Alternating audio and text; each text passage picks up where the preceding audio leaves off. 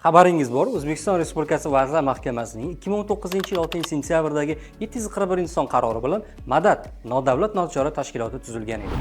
Ushbu tashkilotni tuzishdan asosiy maqsad fuqarolarga birlamchi bepul yuridik yordam ko'rsatish va ularning huquqiy savodxonligiga ko'maklashishdan iborat.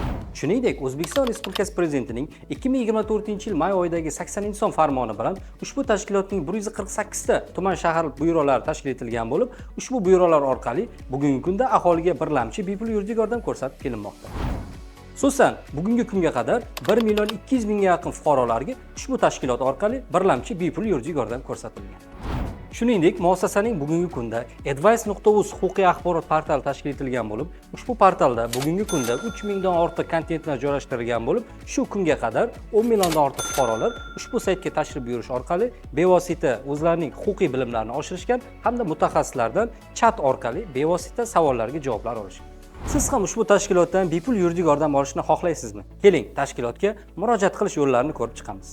Birinchi navbatda uyingizdan chiqmagan holda tashkilotning advice.uz huquqiy axborot portaliga tashrif buyurish orqali savolingizni yo'llang, ya'ni chat orqali bevosita savolingizni onlayn ravishda yo'llab, huquqshunoslardan yuridik maslahat olishingiz mumkin. Ikkinchi holatda siz bevosita muassasaning tuman shahar huquqiy maslahat byurolariga, ya'ni davlat xizmatlari markazida joylashgan shahar byurolariga tashrif buyurish orqali bevosita huquqshunoslardan yuridik yordam olishingiz mumkin. Bir narsa qiziq tuyulyapti. Bu tashkilot haqida sun'iy intellekt birorta ma'lumotga egami? Keling, sinab ko'ramiz. advice.uz huquqiy axborot portali haqida bilasanmi? advice.uz huquqiy axborot portali O'zbekistonda fuqarolarga bepul huquqiy maslahatlar taqdim etadi. Portal orqali mehnat, oila, ijtimoiy himoya, soliq, uy-joy, sog'liqni saqlash, transport va boshqa sohalardagi qonunchilik haqida ma'lumot olish mumkin. Shuningdek, onlayn maslahatchi xizmati orqali huquqiy maslahatlarga yechim topish imkoniyati ham mavjud. advice.uz huquqiy axborot portali fuqarolar uchun qanday ahamiyatga ega? Advice.axborot portali fuqarolar uchun bir necha jihatdan muhim ahamiyatga ega. Quyidagilar uning asosiy foydalari hisoblanadi. Huquqiy ma'lumotlar manbai. Advice.uz fuqarolarga kundalik hayotda duch keladigan huquqiy muammolar bo'yicha tushunarli tilda izohlar va maslahatlar beradi. Bu ayniqsa yuridik bilimga ega bo'lmagan odamlar uchun foydalidir.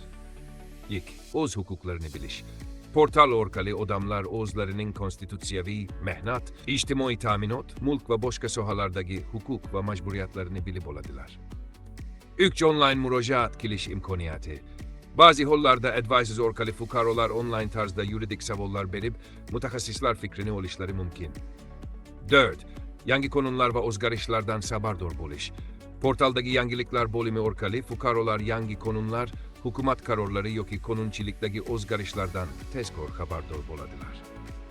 5. Hayotiy misollar asosida tushuntirishlar. Keyin bo'lishi mumkin bo'lgan yuridik mavzular real hayotdagi misollar asosida soddalashtirilib beriladi. advice.uz huquqiy portali orqali bepul yuridik yordam olish mumkinmi? Albatta. advice.uz portali orqali bepul huquqiy maslahat olish mumkin. Portalda onlayn maslahatchi xizmatlari mavjud bo'lib, turli huquqiy savollar bo'yicha mutaxassislar yordam berishadi. Ushbu portal orqali fuqarolar huquqiy mavzuda murojaat qilganda huquqshunoslar necha minutda javob berishadi? Odatiy ravishda advice.uz portali orqali murojaat qilganingizda huquqshunoslar odatda tez orada javob berishga harakat qilishadi. Bu javob berish vaqti odatda bir necha daqiqadan bir necha soatgacha o'zgarishi mumkin, lekin ko'pincha juda tez orada javob olish mumkin. Mana ko'rganingizdek, bevosita sun'iy intellekt ham tashkilot haqida, shuningdek uning rasmiy sayti advice.uz sayti haqida ham ma'lumotga ega ekan. Agarda siz ham bevosita tashkilotdagi yuristlardan bepul yuridik yordam olmoqchi bo'lsangiz, bevosita advice.uz huquqiy axborot portaliga tashrif buyuring yoki tuman shaharlardagi huquqiy maslahat byurolariga borish orqali bevosita bepul birlamchi yuridik yordam olishingiz mumkin.